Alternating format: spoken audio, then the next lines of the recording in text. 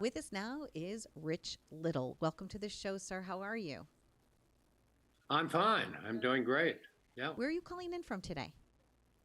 I live in Las Vegas and I've been working at the Tropicana Hotel for the last 5 years. And I'm back working there again now, and things are opening up quite well. So I'm optimistic about the future. Congratulations on that. I know that it's wonderful to have a permanent home, a permanent residency, to have a theater that you can go to and people can come and see you and buy tickets. Everything seems to be opening up. You're doing something, though, that's coming up in August here in New York. Is that correct? Yes, that's right. I'm doing a play on Richard Nixon, Trial on the Potomac. Um, if Richard Nixon had ever gone to trial, what would it be like and what would be the outcome? And it's an interesting play, and going to do it in New York for about a month. I'm So excited I'm to have looking you forward here. to that. Yeah, we're excited to have you here again. And one of the things about Nixon, Mr. Little, is that when you were doing him, when you first did him a long, long time ago, he didn't realize that you were actually impersonating him. Is that a correct story? I don't know. Oh, I didn't know I was doing him. Is that what you're no, no, saying? no. He didn't know that you were doing him. So, Oh, that's true. That's true. yes. The first time I met Nixon at a garden party in San Clemente, and I was invited, and I was thrilled because all of Hollywood was there. They were all Republicans at the time, and I ended up doing my impression of Richard Nixon in front of him, and everybody gathered around, and the only problem was Nixon didn't know I was doing them. And he turned to his wife, Pat, and said, "Why is this young man speaking in a strange voice?" So it wasn't one of my finer moments. You were always a sharp dresser, though, every time you've performed on television. That's one of the things I always remember about you is that, whether it was the Dean Martin shows that you did or Julie Andrews or all the times I've ever seen you on television, you always looked so dapper. Did you have a Never. stylist? Yeah, dapper. Was it a stylist that you had, or did you pick out your own clothes? Or I No, don't know. You no, always no. looked I've good. never had a stylist. I just wear what I like. You know, I don't think of myself as being that dapper, but thank you anyway. Oh, you're welcome. Um, Well, you can impersonate over at least 200 voices. I'm sure many, many more. I do have one question. I don't think 200. Maybe with luck 150, I could probably do. But there's a 150. lot of voices I do that aren't commercial. I do a lot of character actors and a lot of actors that aren't that well known. And then I do a lot of impressions of friends and relatives and people like that. I started out actually imitating my teachers at school. That's how Oh, I started. And did I you get knew like a this was going to be ruler? my lifetime work because it wasn't long before the teachers were charging a two-drink minimum and a cover charge. But bum. Yep. I consider you both a comedian and an impressionist. It's one thing for someone to just do impressions. Nobody does impressions but you. I mean, you really are the only person that does them and does them well. But you also Oh, bring there's a lot of humor good to it. people out there that do impressions. Yeah. But yours are good. Yours are always spot on. It's almost as if you can take your Well, I don't know characters about that, but and your and your impersonations, and then you have fun with them. Like sometimes you're able to take an impersonation, and then you mhm. in that voice are actually like playing a character. Whether it's George Burns or you have other Right, characters doing Nottingham Forest characters. Like, how did you? right. How do you take things to the next level like that? How do you make impressions that people can recognize and then have them do fun things? That must take a lot of work Well, on you your try part. and pick people that are well known, and that everybody knows. A lot of young people that come and see my show have no idea what I'm doing because they don't know any of the people I'm impersonating. Um, but generally, I perform to an older group, more people my age that remember all the great stars of the 40s and 50s. And they're almost forgotten today, but I guess through me, I keep them alive. But I'm always adding new voices. I'm doing a little Joe Biden right now, and it seems to be going over well. Um, but I do a lot of politicians. So I think I've done about 8 politicians over the years. Only 8? And This the many? first one I ever did, I think, was John Kennedy. Yeah, I that also was the read, first sadly, impression I did. yeah, Ask yeah, not what your country can do for you, but what Maryland can do for me. You remember that? yes. Very famous thing.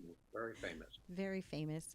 Sadly, I had also researched that, speaking of JFK, that you created, I believe, a Christmas project or Christmas record, maybe, but then you didn't get a chance to get it released because you played John F. Kennedy as Christmas present. Is that an accurate statement? That's right. That's very true. Yeah, it was called Scrooge and the Stars was the name of it. And it was on Capitol Records back in the, oh my gosh, a long time ago, back in the 60s, I guess. And that's right. I had Kennedy playing the voice of Christmas Past, and he had been assassinated, and I had to redo the album, and I put Lloyd Bridges in instead of JFK. But there's still a few copies around with the original, but not many. Really? Ah, not many. Um, Speaking of originals, also Jack Benny. Jack Benny really was fond of you, and I uh, love Jack Benny. He was yeah, wonderful.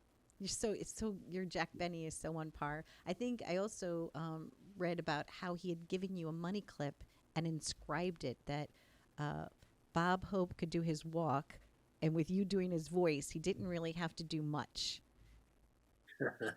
Well, they have the same walk, actually. Jack Benny and Bob Hope had kind of the same walk. And you're right. You're right about that. I remember on the Tonight Show when I had Jack Benny on, he did his walk for me. And it was very funny because he didn't walk at all like he normally does. And he was a very creative guy. I mean, when he came on TV, he pretty well planned out what he was going to do. So did George Burns too. They Mm, they um, they knew exactly where they were going and what would be funny and what wouldn't. They had tremendous knowledge of what would work. They were both very similar and very very nice people. Jack Benny and George Burns. You couldn't ask for any nicer people. But they were always prepared and usually always funny. when you're creating a new, I would say, impersonation or new character, um, do you like write it down like music? Is there like a certain cadence or beat, and you say, "Oh, well, this person's dialect is from here," and do you know what I'm saying? Like, do you kind of like match them up, like birds of a feather, kind of speak a voice together? Like, I'm from St. Louis, Missouri, and I know Johnny Carson was from Nebraska. So, is there a Right. method to your talent? Well, I've always tried to do impressions the way people really are. I don't exaggerate them much. Um, that would be your impression of somebody where you can exaggerate, but I'm more of an impersonator. I stress more of the voice than anything Okay. before the look. And I've always been a voice man. So if I happen to look like somebody, fine. If I don't, well, I concentrate on the voice. But yeah, it's interesting because your audience is, they have their favorites and everything. I think about a 15-year-old kid in the audience the other night, and sitting right down front, and I thought, oh, he's not going to know anybody I'm doing. This kid is 15 or 16 years old, and he was laughing his head off during the show.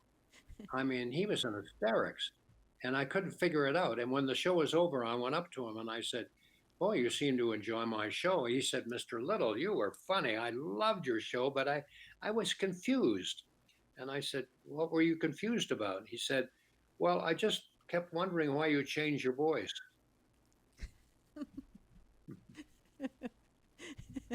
out of the mouths of babes.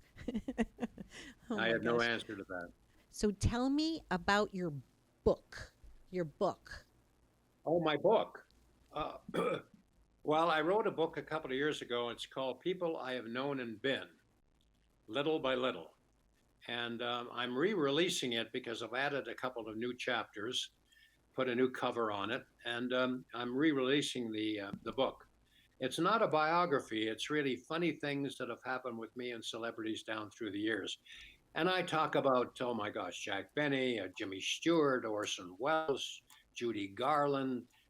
I talk about a lot of celebrities, and I think it's an interesting book. If you like the past, and you like the great stars of the past, I think you'll enjoy the book. I certainly do. Judy Garland. I don't think I've ever heard you do your Judy Garland. What do you do in her voice? Judy Garland, well, I don't really do Judy Garland. Well, I could probably if I had a few drinks, but uh, she, she was very nervous and had all those mannerisms that she had. Um, the night is bitter, the stars have lost their glitter. It's kind of it's an interesting voice to do. I've never really done it on stage, but Well, maybe if that I will get be a new really one. involved in it, it's not too bad. But she was a fascinating woman because when I did her show, which was the first U.S. show that I did from Canada, she was very nice to me, but she never came to rehearsal. Hmm. So what you saw on the screen when we finally taped it, she was reacting to me for the very first time because she had Wow. never seen me do my routine because she never came to rehearsal. So if you look at that routine today, um, you look at her, you don't look at me. You look at her. Her reaction is incredible.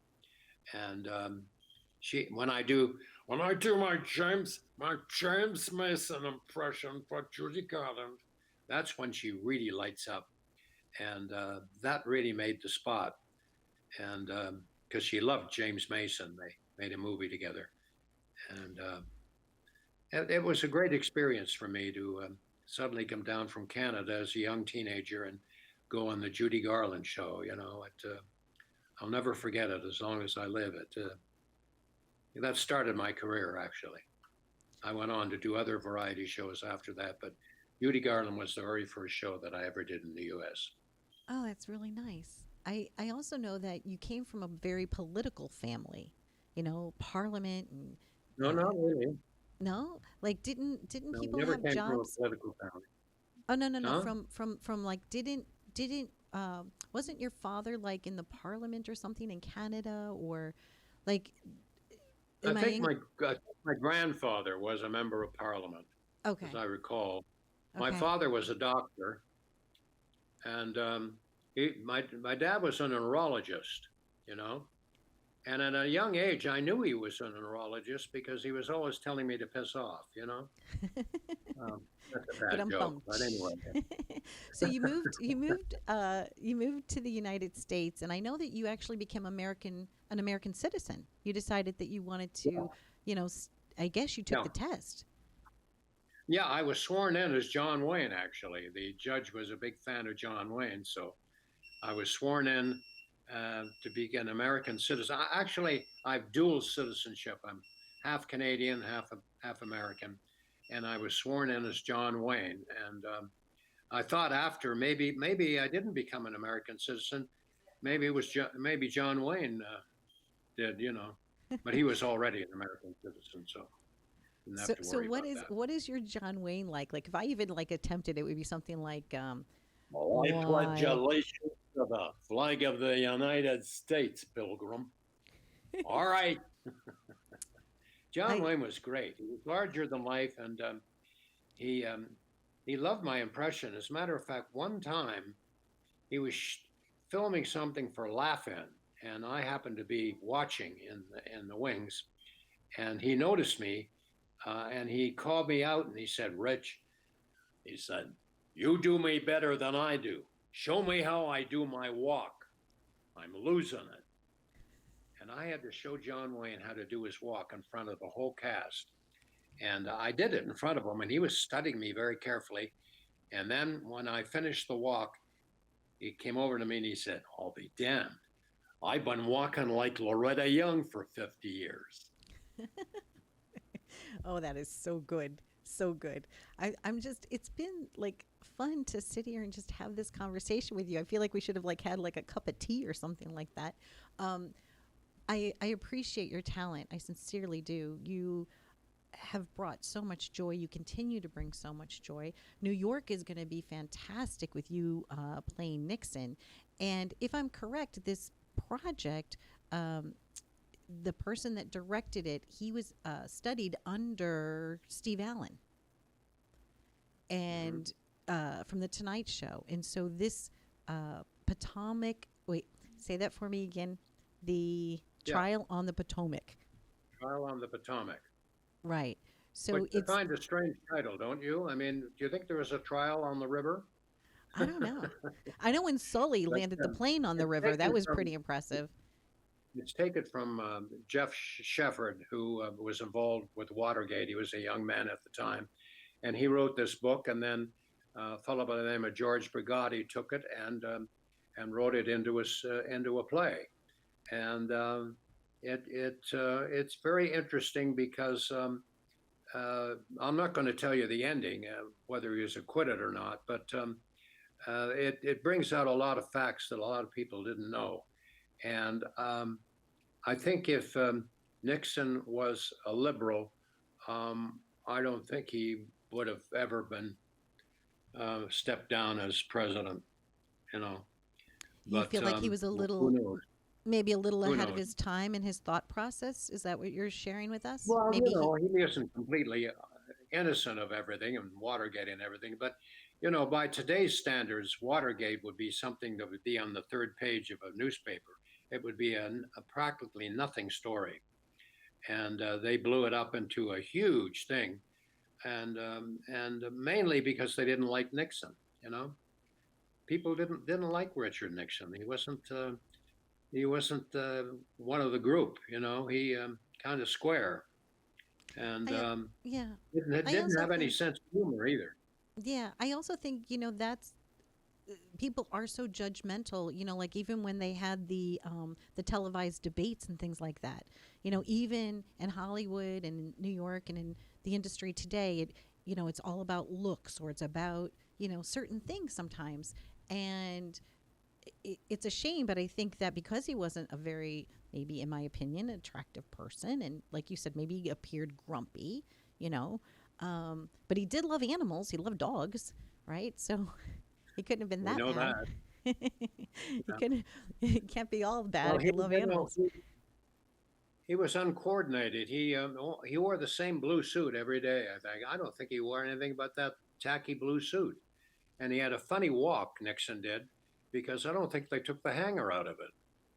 But he was pretty square, and you couldn't get many laughs from him. So, I mean, Reagan was the opposite. Reagan laughed at everything. Reagan just loved humor, and Reagan was just terrific. Yeah. And he was very funny too. Reagan was. I remember one time he said to me, Rich, you do me better than I do. As a matter of fact, you do me so good that I was thinking when I pass away, they should bury you. I have a question for you. Has anybody ever tried to turn the tables? Has anybody ever tried to imitate Rich Little? Oh, yeah. A couple of people. Fred Trevelino, who was a very good impersonator, and we lost him too soon in life, but he was a good friend and a good impersonator. And he did an impression of me on The Tonight Show. And I remember phoning him up the next day and saying, Fred, that was interesting what you did last night, but who were you doing? Very, very cute. And when you go to parties, I guess, are you like the person that they just kind of all want to talk to, and do you kind of like mingle as different people? I mean, it must be fun to be you, is what I'm thinking. Well, no, no, I'm not the life of the party. I don't do impressions or anything usually, unless I'm asked to, unless I'm paid. Right. Yeah, But you know what? You, no, I'm not a big party goer, so I pretty well keep to myself. And I'm a great listener, though. I'm fascinated with people, and always have been. I think when I was a little kid, I used to sit on the streetcar and observe people and listen to the way they talked, and then I would sketch them. And I started sketching people when I was about 15 years old, and now I've got about 200 or 300 sketches that I've done down through the years. So I I guess didn't you know could that consider many, me but as I well did. as an impersonator, as an artist. Yeah, actually, Mr. Little, that's exactly. It's so funny that you said that because my daughter's an artist, my grandfather's an artist, and I Yeah. went to your website, and your work is really fantastic. So, are you thinking Well, about maybe publishing a book of your portraits? Have you thought well, about if you doing buy that? my book, people I've known and been, I've got a lot of my sketches. Everybody I talk about in the book, I've got a sketch of. And as I said, I've done hundreds and hundreds of portraits. And I'm not as good as Hunter Biden, but yet I'm pretty fair, You're you know. pretty fair, pretty fair with. You know who else is an artist that you probably already know this too, but Tony Bennett. Tony Tony Bennett Bennett, right? is an artist, and a lot of Funny, people. funny. You know something, Rich. I'd rather sketch than sing, but many people have heard me sing would rather hear me sketch. Well, I thank you. I know our time is up because we got a little bit of a late start due to technology, but Mr. Little, thank you very much. Oh, I you're welcome. truly appreciate I the can hear time you that much we've better spent. now. You can hear me much better Yeah, now? I can hear you much better. Yeah, yeah. We Well, could thank you sing. very much. It's been fun. You're welcome. We could And sing a looking forward song. to doing the show. We're doing it at the St. Clement's Theater, 423rd West 46th Street in New York, and on the 6th of August. And we're going to do it for a month. And I hope I'll people be come there. and see it. Yeah, I appreciate that. Great. I would love to be there. And before we go, is there like a song you want to sing or Oh, I have a A question for you. song. Well, yeah, a song. But I have a question for you. You Canadians, do you celebrate Thanksgiving on the same day that we do in America? Because your birthday falls on No, Thanksgiving now that you're an American no, citizen. no. In Canada, it's a different day. Okay. So now when No, you celebrate your birthday, because I know that your yeah. birthday probably falls on Thanksgiving sometimes. Yes, it does. Yeah, two turkeys in a row. Yeah. But bum. I'm looking forward to my birthday like I am Camel Rash. Uh, Birthdays for children, not for older people. You know, I don't know. I I think think that everything is wrong. Don't you think when we get older, we should start to get younger? You see, yes, and then I we should go absolutely back to, do. That's what Jack Benny yeah. did, right? Who didn't wait? Who was it that Well, didn't yeah. celebrate? Jack Finney was 39 for, God, 20 years.